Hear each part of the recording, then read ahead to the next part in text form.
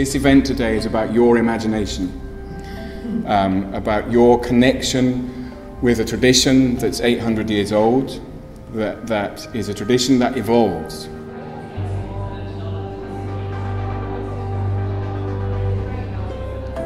feel like I must tell everybody. Thank you. What everybody you're expecting to have with you today?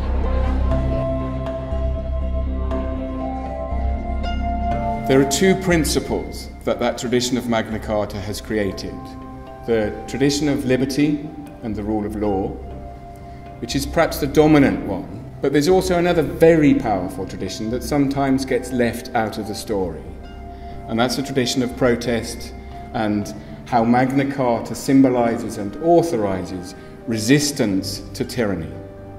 So there's an institutional, ancient constitution that we can explore, but there are also moments where marginal groups, oppressed groups, have used Magna Carta.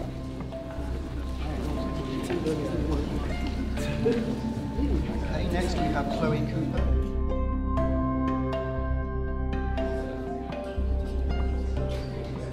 All the time. Yeah. But we allow that, so it doesn't necessarily mean it's going to be discriminatory. No, definitely. So it could be, so debate is like a really important part of democracy, obviously.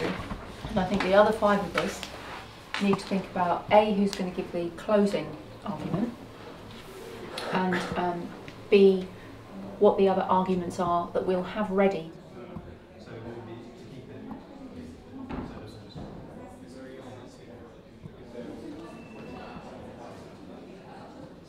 Just the waist leg coming to them. Just the waist leg to any.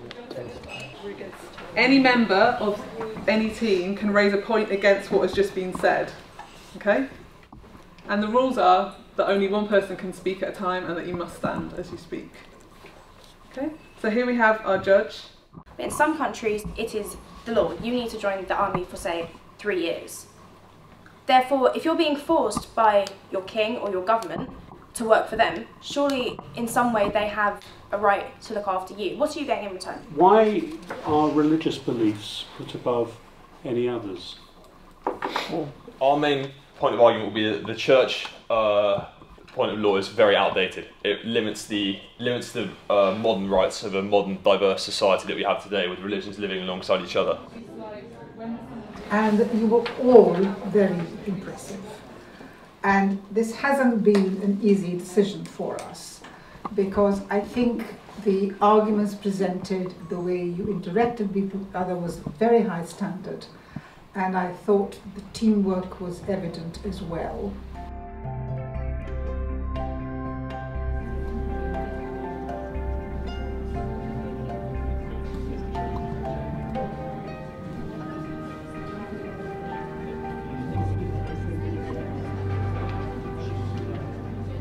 Maybe from like an elitist society or something like that, so they have no reason to be biased. Yeah, I think that's a nice idea. Because we are serving the king, so therefore they have a right to look after us. So if you think you've got half an hour in totality.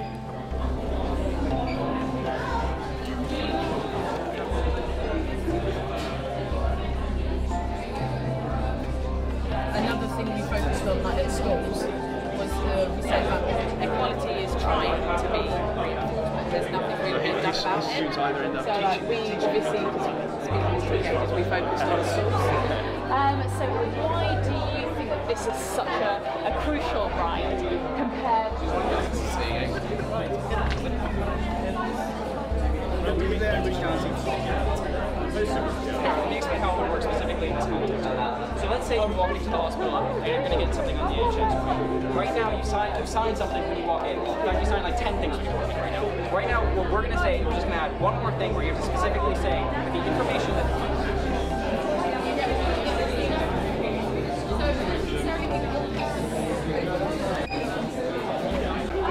it's a really original idea, and their team discussion was excellent. I mean, they were really good. They were diverse people. They were really good in discussion. They were valuing each other's contributions.